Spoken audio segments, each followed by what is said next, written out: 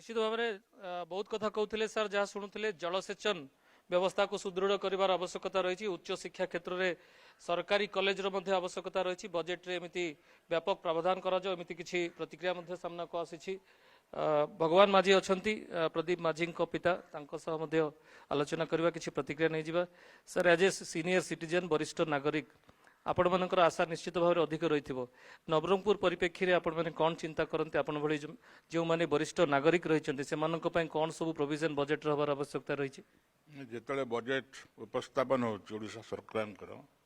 आम बहुत आशा रही था जो बजेट रे विशेषकर जो नवरंगपुर जिला भाया बेकवाड़ जिलापाई किसी सरकार करेंगे किंतु आम देखू बजेट रे बहुत कथा से उपस्थापन करती किंतु ताको कार्यकारी कला बेलू से टंका गुड़ाक डाइवर्ट करके अन्य जिला को नहीं जाती जद्वारा ये जिलार लोक तार शिकार होती एभलिया जदि सरकार करती ताहले ये जिलार उन्नति केवे उन्नति संभव नुह तेणुक ये जिला हूँ कृषि प्रधान जिला एक जिले में विशेषकर जिते आदिवासी लोक अच्छा हरिजन लोक अच्छा अदर बैकवर्ड क्लास लोक अच्छा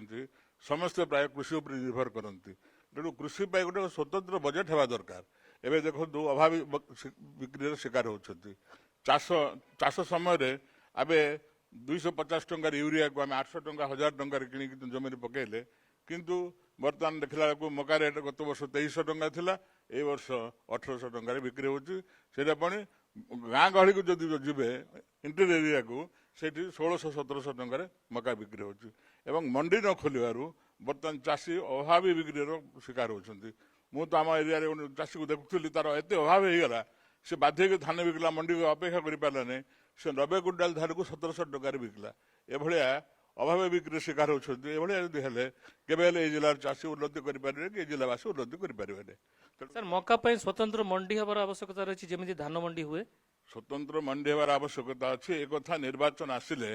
समस्ते कहते स्वतंत्र मंडी हबार अच्छी एवं अमर गोटे गोटे मका प्रोसेसिंग कारखाना हबार अच्छी एवं लोक को भोट बोले मिथ्या प्रतिश्रुति देकर भोट नहीं जाती किंतु प्रकृत कार्यकारी करते बर्तमान गत वर्ष जो 2300 टका था जब ए वर्ष जो 2300 टकर मका दी था चाषी उपकृत होता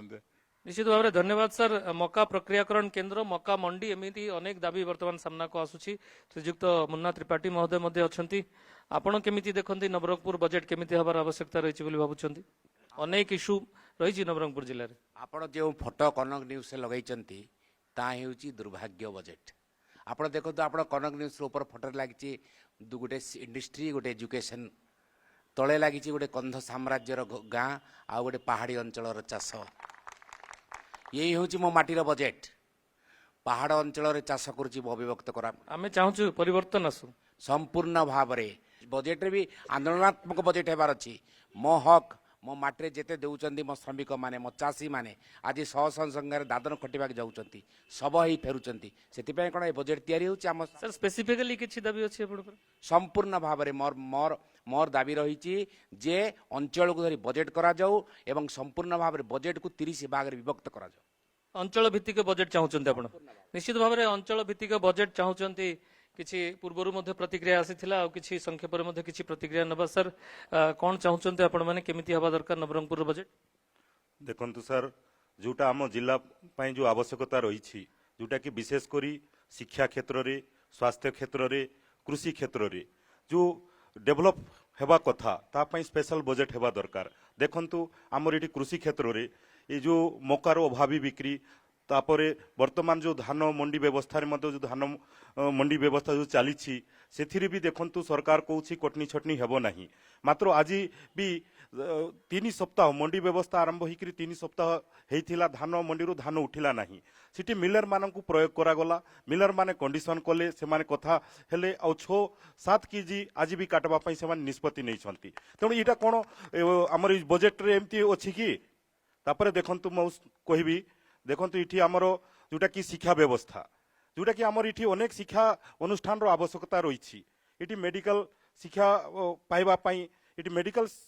अनुष्ठान नाही बोली पिला माने आमर डॉक्टरी पाठ पढ़ी बाहरी पारु नाहंती इठी बीएड कॉलेज प्रतिष्ठा ही पारु नाही जोथि पई आमर पिला माने आंध्र प्रदेश बाहर राज्य को निर्भर करूछंती आ इठी गोटे बीएड कॉलेज भी हो पारु नाही ତା ସହିତ ଦେଖନ୍ତୁ ଏଇ ଜାଗାରେ ବିଶେଷ କରି ସ୍ୱାସ୍ଥ୍ୟ କଥା ମୁଁ କହିବି ଆମ ନବରଙ୍ଗପୁର ଜିଲ୍ଲା ସବୁ ପଛରେ ରହିଛି ସବୁ ଆଗରୁ ବି ସରକାର ଯେଉଁମାନେ କି 24-25 ବର୍ଷ ସତ୍ତାରେ ଥିଲେ ସେମାନେ ବି କିଛି କରିପାରିଲେ ନାହିଁ ବର୍ତ୍ତମାନର ବି ସରକାର ଯେଉଁ ମୁଦ୍ଦା ନେଇକିରି ଏ ଅଞ୍ଚଳରୁ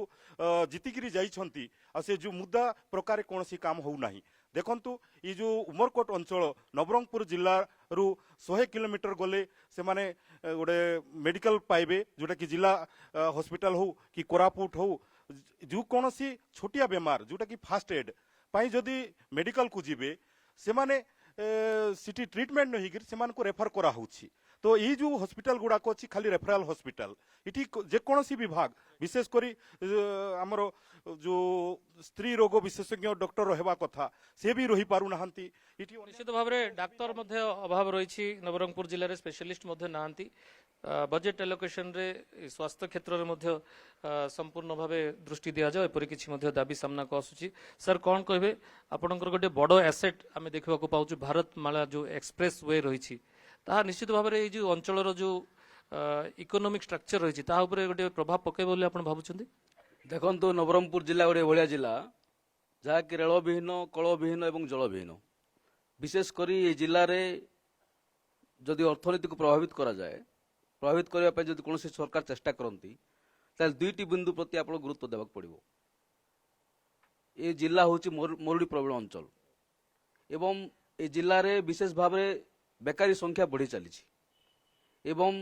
ଆମର ଜିଲ୍ଲା ପାଖାପାଖି 14% ଜଳସେଚନ ପ୍ରଭାବିତ ହେଉଛି ସେଥିପାଇଁ ବିଶେଷ କରି ଯେଉଁ ଓଡ଼ିଶା ସରକାର ଯେତେବେଳେ ବଜେଟ୍ ଆଣନ୍ତି ସର୍ବତ୍ର ଏବଂ ସବୁବେଳେ ନବରଙ୍ଗପୁର ଜିଲ୍ଲାକୁ ଉପେକ୍ଷା କରାଯାଏ ନବରଙ୍ଗପୁର ଜିଲ୍ଲାର ଚାଷୀ ପାଇଁ ନବରଙ୍ଗପୁର ଜିଲ୍ଲାର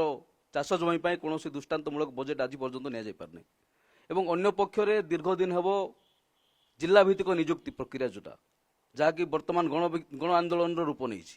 ତାର ପାଇଁ ମଧ୍ୟ ଓଡ଼ିଶା ବଜେଟ୍ରେ କୌଣସି ପ୍ରକାର ପ୍ରାବଧାନ ନାହିଁ ଏବଂ ଭାରତମାଳା ଯେଉଁ ପ୍ରୋଜେକ୍ଟ ତିଆରି କରାଯାଇଛି ତାହା କେବଳ ବଡ଼ବଡ଼ିଆମାନଙ୍କର ସୁବିଧା ପାଇଁ ଯେଉଁମାନେ ଏକ୍ସପ୍ରେସରେ ଯିବେ ଯାହାକୁ ରାୟପୁରରୁ ବିଜୟନଗରମ ଯିବା ପାଇଁ ସୁବିଧା ହେବ ତାଙ୍କୁ ସୁବିଧା ହେବ ଗ୍ରାମାଞ୍ଚଳର କୌଣସି ଗୋଟେ ମାନେ ସାଧାରଣ ପରିବାର ଲୋକ ପାଇଁ କୌଣସି ସୁବିଧା ସେଟା ଦିଆଯିବ ନାହିଁ ଆପଣଙ୍କ ପନିପରିବା ମଧ୍ୟ ଯାଇପାରିବ ବଡ଼ ବଡ଼ ସହରକୁ ନିଶ୍ଚିତ ଭାବରେ ପନିପରିବା ଆମର ଚାଷୀମାନେ ଯେଉଁ ଅଛନ୍ତି ଚାଷୀମାନଙ୍କର ସୁବିଧା ପାଇଁ ସରକାର ସମ୍ପୂର୍ଣ୍ଣ ଭାବରେ ଉଦାସୀନତା ରହିଛନ୍ତି ଏ ଜିଲ୍ଲାରେ କୋଲ୍ଡ ଷ୍ଟୋରେଜ ନାହିଁ ଏ ଜିଲ୍ଲାର ଚାଷୀମାନଙ୍କର ପନିପରିବା ଚାଷୀ କୁହାଯାଉ ମକା ଚାଷୀ କୁହାଯାଉ ତାଙ୍କ ପାଇଁ ଉଚିତ ବଜାର ମୂଲ୍ୟ ନାହିଁ ଏଣୁ ଆଗାମୀ ଦିନରେ ଯଦି ବଜେଟ୍ ତିଆରି ହୁଏ ନିଶ୍ଚିତ ଭାବରେ ନବରଙ୍ଗପୁର ଜିଲ୍ଲାକୁ ଦୃଷ୍ଟି ରଖି ସ୍ୱତନ୍ତ୍ର ଜିଲ୍ଲା ଭିତ୍ତିକ ବଜେଟ୍ ହେବାର ଆବଶ୍ୟକ ଅଛି ନିଶ୍ଚିତ ଭାବରେ ଅନେକ ପ୍ରତିକ୍ରିୟା ସାମ୍ନାକୁ ଆସୁଛି ମଞ୍ଚରେ ଥିବା ଅତିଥିମାନେ ନିଶ୍ଚିତ ଭାବରେ ଶୁଣିଥିବେ ଅନେକ ପ୍ରତିକ୍ରିୟା ଆହୁରି ଆମେ ନେବାକୁ ବାକି ରହିଛି ପରବର୍ତ୍ତୀ ପର୍ଯ୍ୟାୟରେ ଯିବା